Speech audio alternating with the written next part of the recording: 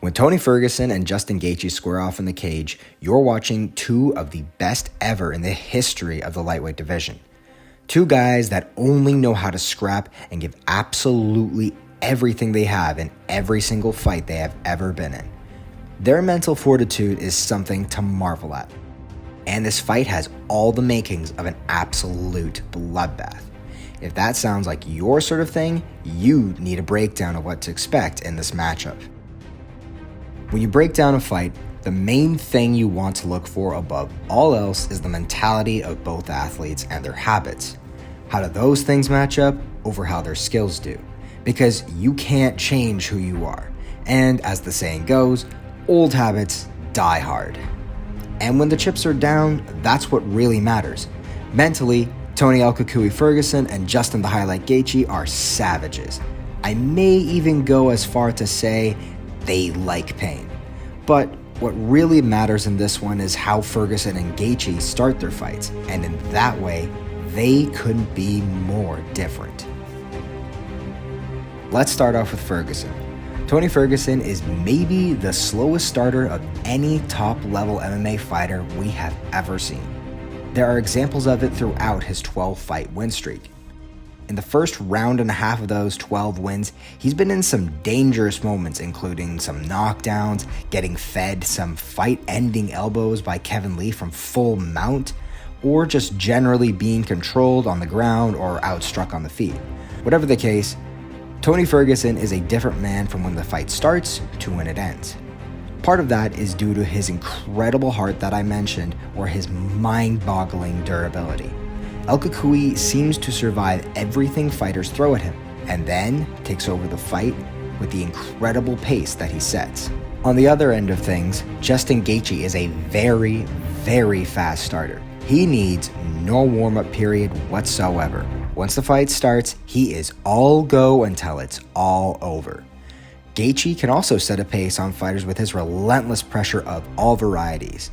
And most have had next to no luck in slowing that down. Because, well, like I said, he's a savage and he loves what he does.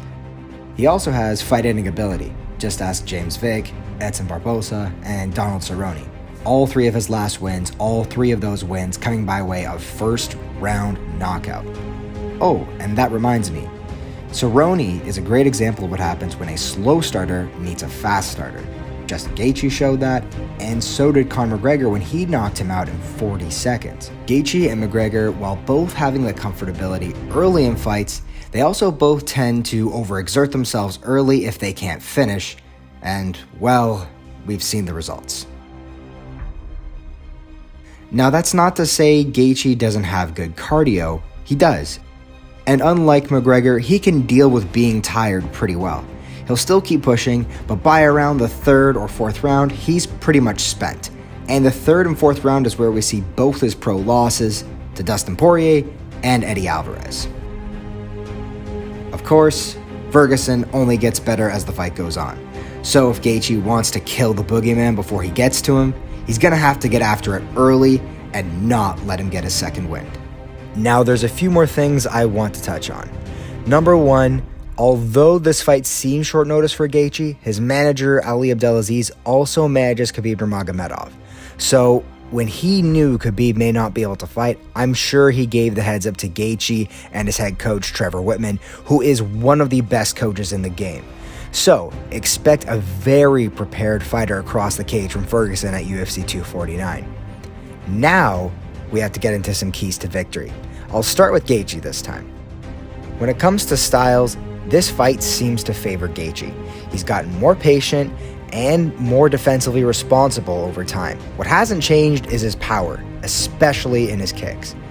So, the key for Gaethje is when he has Ferguson against the fence is to use those powerful kicks. I'm not normally as big an advocate for leg kicks as Joe Rogan is, but in this fight there could be a real advantage early on.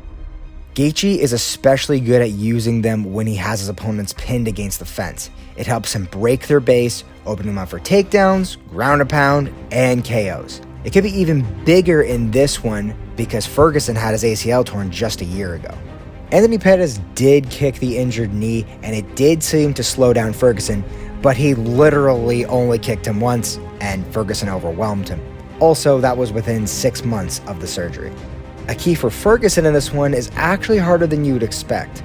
Ferguson does have deceptive power, he has a great ground game, and as the fight goes on, his defense gets better as well. But it's mainly in the pocket where he's most comfortable and does his best work, not with his back to the fence, which is where Gaethje is going to put him. If I'm in his camp, I'm not banking on his chin to hold up against that onslaught, hoping that he makes it to the later rounds and takes over. That's just asking for it. The other issue is he doesn't really use his jab in a way that could keep Gaethje off him, and his footwork to keep himself off the fence isn't that great either. I can't expect either guy to do anything they haven't. So, my key for Ferguson is to use his snapdowns and front headlock game. Ferguson does have a wrestling background, but his takedown game is mostly snapdowns and trips, not double legs and single legs. This actually works really well against Gaethje, who tends to lead him with his head behind his double forearms guard and can get caught ducking in underneath after some combos. And that right there is where Ferguson can take control of the fight. Not many have done well in that front headlock position, and sometimes it can even lead to a finish. It may not lead to one here, but it can slow down the pace of the fight enough for Ferguson to get into it and take the initiative. Thank you so much for watching. Remember to like and share this video with your friends, subscribe to us on YouTube, and, of course, follow us on Instagram.